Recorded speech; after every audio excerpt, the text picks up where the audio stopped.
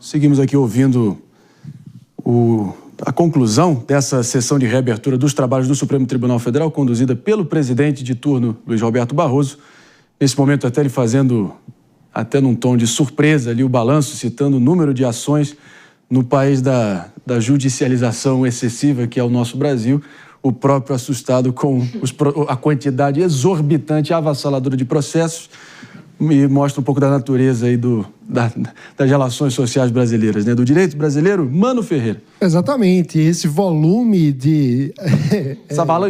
Essa avalanche de processos no Supremo é uma marca do nosso gigantismo constitucional, né? O Brasil tem uma das constituições com mais número de palavras e páginas do mundo.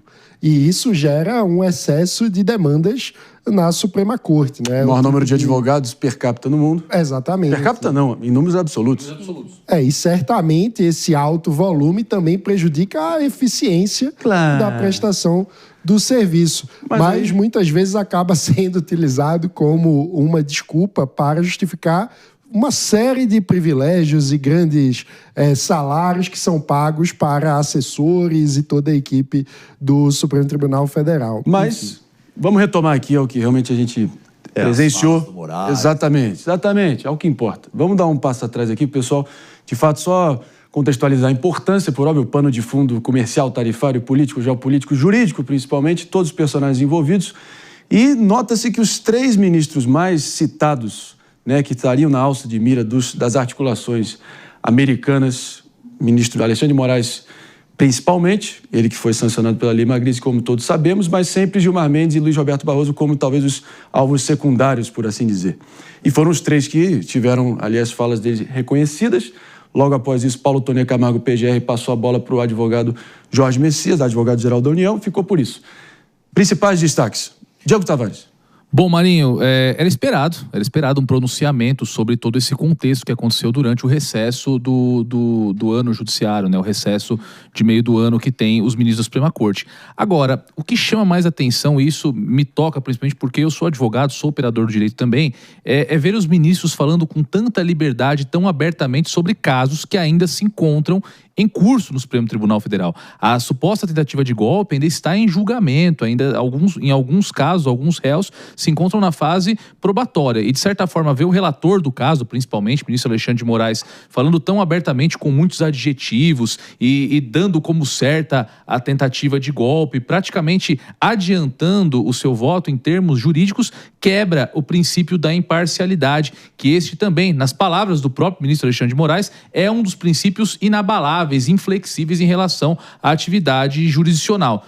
Aquela máxima que todo advogado fala, que toda pessoa que opera o direito fala sempre por aí, de que gostaria que magistrados falassem sempre nos autos, mais do que nunca se mostra uma realidade. Nada contra os discursos de nenhum dos ministros, mas eles poderiam funcionar como preâmbulo de um voto após a conclusão da fase instrutória dos processos. Jamais, como foi feito na abertura do ano judiciário, como um extra pauta, isso fora dos autos do julgamento do caso, tanto do ex-presidente Jair Bolsonaro e de tantos outros réus que respondem pela suposta tentativa de golpe. Só para colocar uma nuance, tem vários processos em curso, mas tem mais de 700 processos que já foram julgados. Então, não é suposta tentativa de golpe, né? A tentativa de golpe já foi julgada em mais de 700 processos com condenação. O próprio Moraes falou isso, né? Que 700 pessoas foram julgadas pela tentativa de golpe. Mas também enfatizou, eu até anotei aqui, o sabor amargo da traição à pátria e ao povo, citando até mesmo de quem são os verdadeiros patriotas, são aqueles que atuam em favor da soberania do país.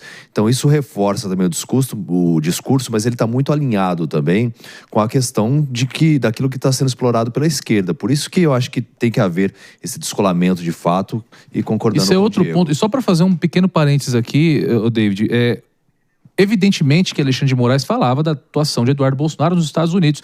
E Alexandre de Moraes é presidente de um inquérito que se encontra em trâmite nesse momento. O inquérito nem processo é um procedimento investigativo. E ele preside esse inquérito. Ou seja, mais uma vez ele adianta a sua opinião de um caso que ele pode vir a ser relator no futuro. Exatamente. Achei bem alinhada a fala dos 3 ministros. Claramente ali um certo alinhamento em termos de postura e posicionamento. Queria destacar a fala do Barroso. A gente até mencionou aqui na aula de história que ele mencionou e das interruptas momentos das histórias com golpes e, enfim, né, nesses últimos anos, de 88 para cá, uma certa democracia sem quebras. Então, mencionar essa fala também que ele abriu os trabalhos falando disso. Então, achei o alinhamento ideológico Isso claro. Sem mencionar o open bar de adjetivos, que também foi um fio condutor entre os três, né, mano? Eu destacaria, Marinho, como a cultura latina, muito pessoalizada, muito levando tudo para a demonstração da própria macheza. Sangue caliente. Né? Exato. Acaba invadindo um espaço que deveria, por princípio, ser firmemente institucional e, com isso, impessoal.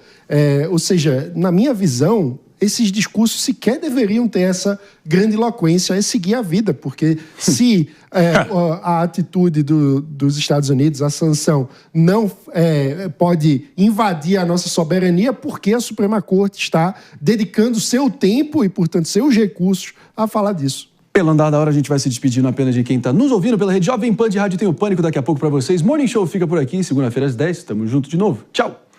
E em frente aqui por imagens para todas atentos aqui. Ligadaço, ao vivaço aqui no Morning Show, reta final de programa. Momento aqui do balanço também. Agora, pensando já nas próximas etapas, David de Tarso, porque quem achou que isso aí já é o fim da partida, o fim do jogo, o fim dessa altercação toda, tem que ser muito ingênuo para acreditar, né? Muito pelo contrário. E já dá evidências daquilo que a gente vai ver adiante, né? Ou seja, de que forma que vão ser conduzidos os trabalhos.